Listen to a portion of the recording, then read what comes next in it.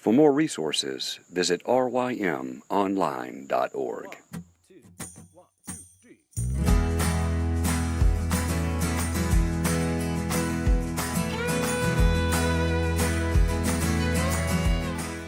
The Local Youth Worker is a daily podcast that's centered on 5 questions each week.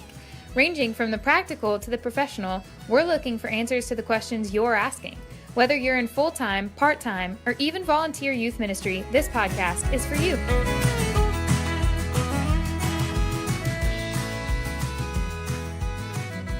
Hello, everyone, and welcome to The Local Youth Worker, a daily podcast brought to you by Reformed Youth Ministries. I'm your host, John Parrott. All this week, we'll be talking to Reverend Scott Byrd. Scott, welcome. Thank you, John. Scott and I, we go way back together. We're longtime friends, and we actually worked together for a time. Was that like 5 or 6 years that we worked together? I think, something like that. 5 years, maybe. Something around there. Mm-hmm. At Pear Orchard Pres, and now he is at Christ Pres in Oxford, Mississippi. Scott, you are the assistant pastor of youth ministry. Is that correct? That's right. Right. As of about a week ago. Yeah. So newly ordained at the time of this recording. So Scott, all this week we'll be talking to him and asking him the 5 basic questions that we ask all youth workers. But before we get into those, Scott, why don't you just tell us a little bit more about yourself, how long you've been at Christ Pres, tell us about Grace Ann, your family, and all that good stuff. Yeah, so I've been at Christ Pres for a little over 3 years now, and my wife is Grace Ann, and we've been married for going on 5 years in September, so 4.5. We have a little girl named Sophie and a little boy due in July, right the Thursday of senior high RYN, so I will not be there. That's so disappointing, Scott. I know, priorities. Yeah, that's right.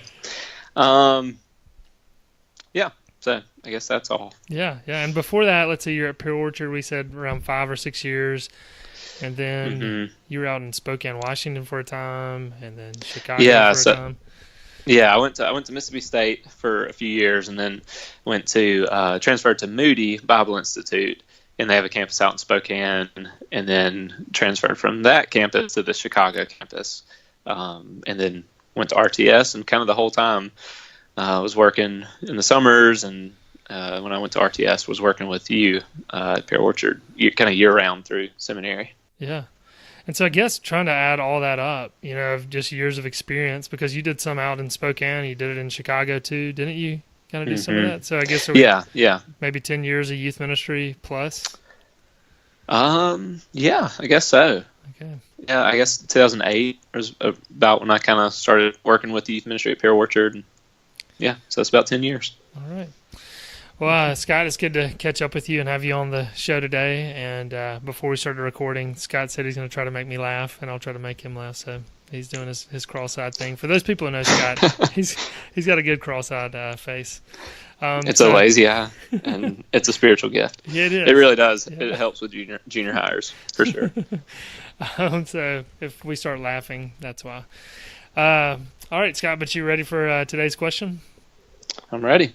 All right. So, Scott, the question that we'll start off with today is, what is the best thing you've done in youth ministry? And we know as we ask this question, this isn't just boasting, hey, this is an awesome thing we did, or I did. We know that it's only by God's grace that we're able to minister at all. So what are some good things you've been able to do in your time in youth ministry?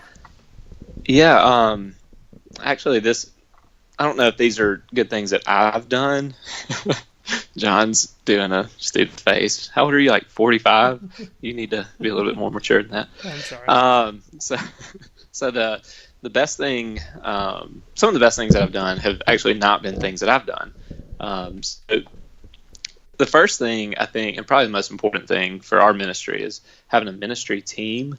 We have a team kind of made up of several parents, and they have kids from different ages and stuff like that. And we have an elder, so kind of a representative of the session. He's kind of the one that can be like, hey, the session's not going to go for this, or, I think we need to, present this to the session, let them make a decision or whatever.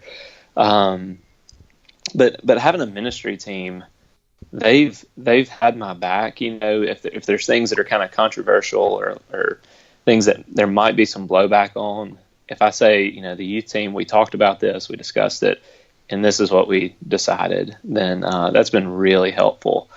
Because when I came in, I didn't have that, and it was just kind of like, who's this kid just thinking he can make a bunch of decisions and do things, and but now there's parental backing and an elder that's kind of there saying, yeah, we think this is a good idea.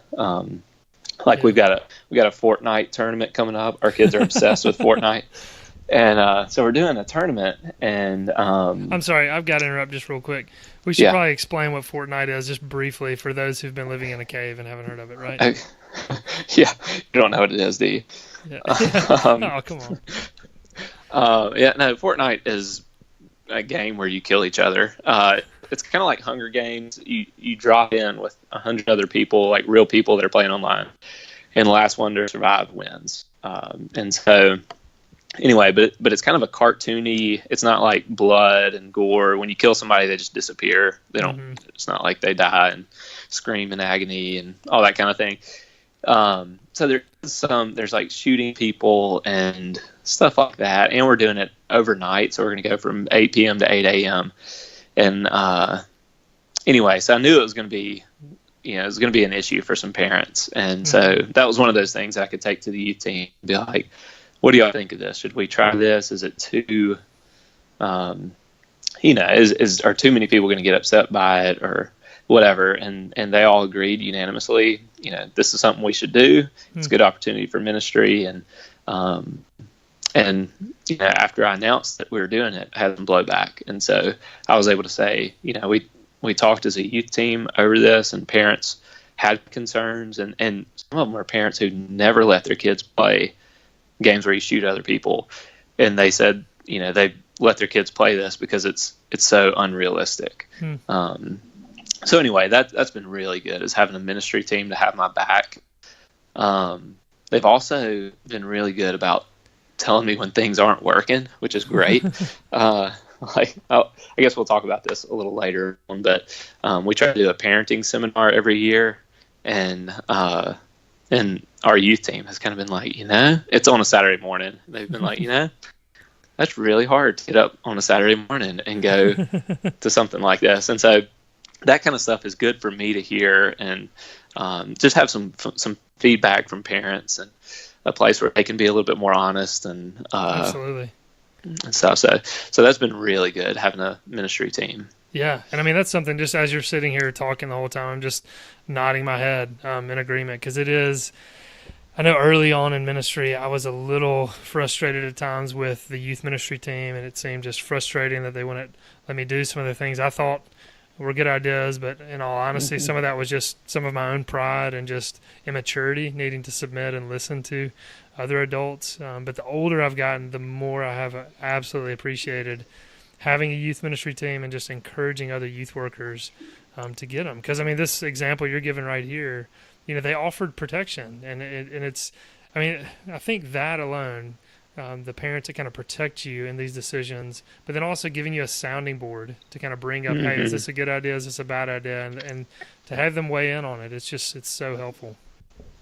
Yeah, and there have been things that I've brought up that I think, we should go and do this thing, or we should not do this thing. And they've disagreed with me. And so I've kind of had to submit to them, because if there's, 4 parents that think this is not a good idea, then I'll do that. And it's worked out, like they later on I figured out, yeah, they were right. So they're a lot wiser than me. So anyway, that's been really good. And another thing that's kind of come out of that ministry team thing is, when we first kind of established the ministry team, we kind of came up with a mission statement, and that's been good for guiding kind of what we do and what we don't do. And one of those things that came up in the mission statement, one of our elders actually, who was on it at the time, he said he wanted to add in there that the youth ministry should be a safe place for students, a safe place where they can struggle and just kind of be emotionally and spiritually vulnerable, and so kind of out of that, another good thing that we've done is we have an anonymous questions box where students can just write any question they want to, and if they want to, they can write their name on it. We tell them, if you want to get together and talk about this, one-on-one, just write that down. But most of the time they don't, because there's, I don't know, just kind of some questions maybe about homosexuality or something that they don't really want to put their neck out there and say. But anyway, that's been really good. That's kind of created a culture of, it's okay to ask questions, and it's okay to ask really hard questions. And there are times where I'm like, I don't really know. I need to think about this and do some research and stuff like that. So that's been kind of another good thing that we've done, is having that anonymous questions box for students to be open and vulnerable and really ask hard questions. And either hear that, the church and the Bible is not afraid of hard questions, and that sometimes we don't know all the right answers. Yeah. But that kind of came out of the ministry team thing too. And just to follow up on that, is that something, do you read the question out in front of like a large group, or do you read it kind of in private and you come up with an answer and then you address it in a large group? How do you go about that? Yeah, so I'll check it during the week, like maybe on Thursday after youth group, and so I'll have it for about a week before I answer it, and so I'll research it and kind of just try to think through it well and think through it biblically, and then on Wednesday night before the lesson, I'll try to answer it in like 2 or 3 minutes, which is really hard sometimes, but yeah, one time a student asked if the punishment for hell is eternal, why did Jesus only have to, be in the tomb 3 days or whatever? I was like, oh, that's a really good question. Wow. So anyway, yeah, that's kind of how that works. Yeah. Well, Scott, those are some good thoughts. Is there anything else you want to add to any of that? Yeah, I would say trips, like the RIM trips that we do, are just great kind of catalyst relationally and spiritually. Even the bus rides down there, we try to make those a lot of fun. We go buy like $30 worth of Dollar General crap and play games and just give those as prizes. And it really is kind of amped up just the fun and the relational aspect of those bus rides that can just be boring and, people just put their headphones in or whatever. We kind of try to make that a relational time too. We do a winter retreat where it's just our church and it's out in the middle of nowhere, and we don't allow our students to bring phones, and that's always awesome. It's really a highlight for us and for them. They really enjoy a break from their phones. Wow, that's awesome. They kind of complain about the ride there. It's like a 3-hour drive, and they're like, "What are we going to do without our phones?" Talk to the person next to you. But once we're out there, they really enjoy not having phones. People are talking to each other, and it's really good. And one more thing, this is something that I didn't realize was a big deal until YLT, and I was talking with other youth pastors about this. And that's RIM's youth leader training, by the way, just for reference. Yes, which is great. I mean, one of the best parts about it is just hanging out with other youth pastors and kind of seeing, like, what do y'all do? What are some good things that y'all do? And one thing that our church has done, so this is not me really, but our church has set aside money to pay for babysitters for when my wife and I want to go to, a play or a sporting event or something like that. We can pay for a babysitter out of the church budget. And that lets my wife kind of come along and be a part of it. But too, like, we get to spend time together and hang out. It's kind of a little date for us. And that helps our marriage, which is going to help the ministry. So that's a good thing that I think would be easy for churches to do, is set aside some money to pay for a babysitter, like once a month or something like that. And that will really help protect the marriage and the ministry. Yeah, that's awesome advice. And like you said, the church investing in your marriage is ultimately investing in their own youth, because that will most likely strengthen the two of you, your marriage, and then that will obviously be a good example to the youth too. So anyway, that's a lot of good stuff, Scott. Thanks for sharing that. Yeah, you're welcome.